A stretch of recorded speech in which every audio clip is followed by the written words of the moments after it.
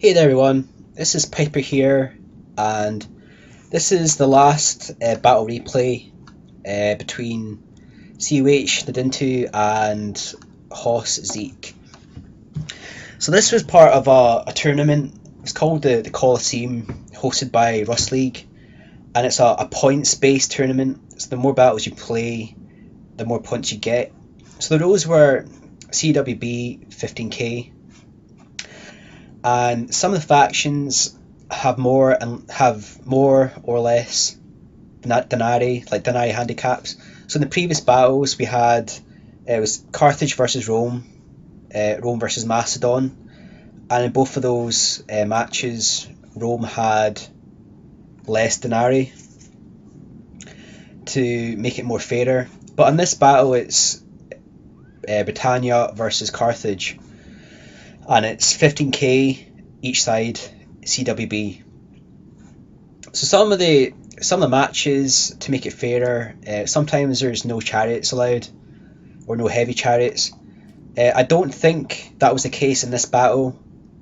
I think CoH Nidintu had the option to bring heavy chariots, but I think he's gone for more of a cavalry force than a chariot force. So check his army out fast. Nidintu has 3 units of skirmishers at the front there. They are gold. 6 units of chosen swordsmen, gold, and 4 head hurlers. They're 3 upgrades, probably gold attack. It's got 2 units of British heavy chariots. So these guys will be slightly cheaper than the barbarian warlord chariots. They're still very, very strong. They're not as strong. I think they're a bit cheaper as well. They don't have the hit points. And also has it has 4 units of barbarian cavalry mercenaries, and they're gold. So quite a smart move actually. Obviously this is more of a rushing army. Doesn't have any cavalry archers, doesn't have any barbarian warlord, has only brought 2 heavy chariots. Quite a smart move. He probably anticipates Zeke to bring a lot of phalanx, which he's done. So if you look at his cavalry force, he's only got 3 round shields, and these guys are 4 upgrades. So he's basically got an anti-chariot army, anti-skirmish army. He's gone with 1, 2, 3, 4, 5, 6 sacred band, 5 upgrades in each of those.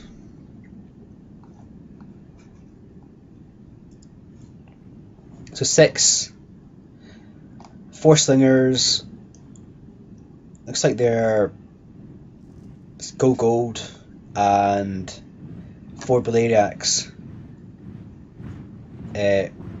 3 of them have 3 upgrades. 3 upgrades. 3 of them have 4 upgrades. 1 has 3 upgrades, and he's got 320 at the back with 3 upgrades. So Zeke's aim here is just to make a box really. He's going to use the pike to defend the slingers, and he's going to rely on these sacred band at the end to win. So if Nidintu brought a lot of chariots, for example 6 barbarian warlord, he would have a really tough time defeating this army. Not saying it would be impossible, but I think he's brought a really good army to defeat, to combat this. It's always a good idea to, even though Britannia has very strong chariots, very good skirmishing units, you have the chariot, missile chariots. Sometimes it's good to think about what your opponent might bring to counter that. What could your opponent have? So obviously Britannia's not known to have strong infantry, and those barbarian warlord chariots aren't really that good in comparison to the barbarian. Rather, those heavy chariots aren't as good as the barbarian warlord. But to combat the army that he thought Zeke would bring, I think he's brought a really smart army. So he's going to rush forward the slingers there and get some shots in against the Carthaginian slingers. And again, we looked at the CoH battles before against Bia. Keeping your slingers close together like this, they'll take a lot more damage than they would do if they're spaced out. So again, no intention to move out and attack. Zeke's just making a box, a defensive box.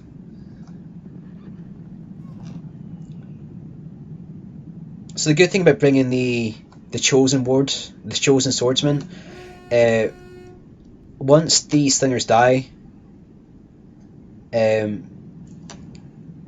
has to defeat all those sacred band. So it's quite a lot of sacred band there, and they're all 5 upgrades, so they're very tough to beat.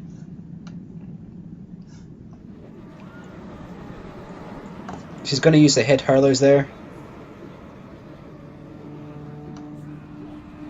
to get some kills against sacred band, and he's going to charge in 2 units of swordsmen at the same time. It's left a gap open at the back here.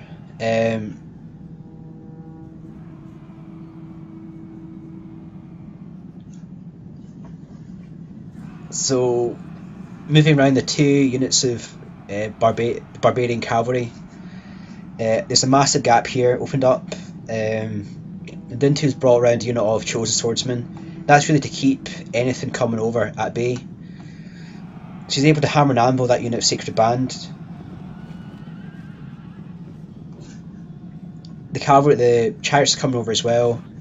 They're going to defeat, they're going to repel the round shields, and that's taking out a unit of round shield. So we've got the hammer and anvil on the left side of Zeke. Nidintu doing a great job here defeating this box that Zeke's made.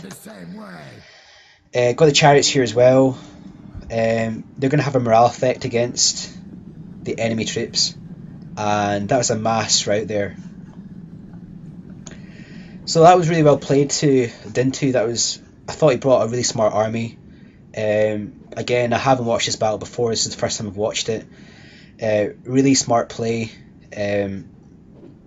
He chose an army that would counter the army that he thought Zeke would bring.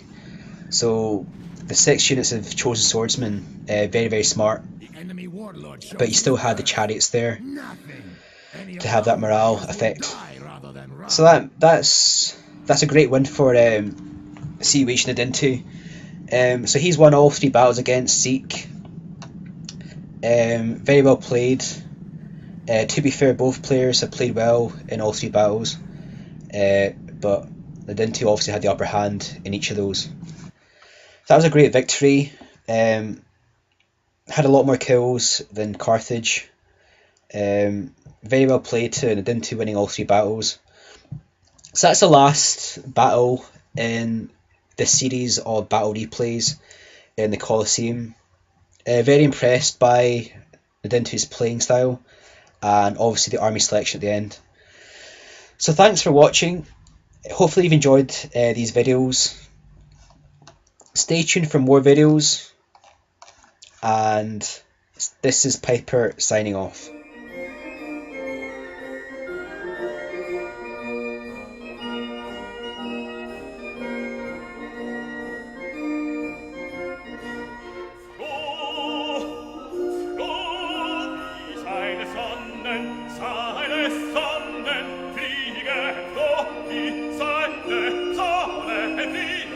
Durch des Himmels Trächken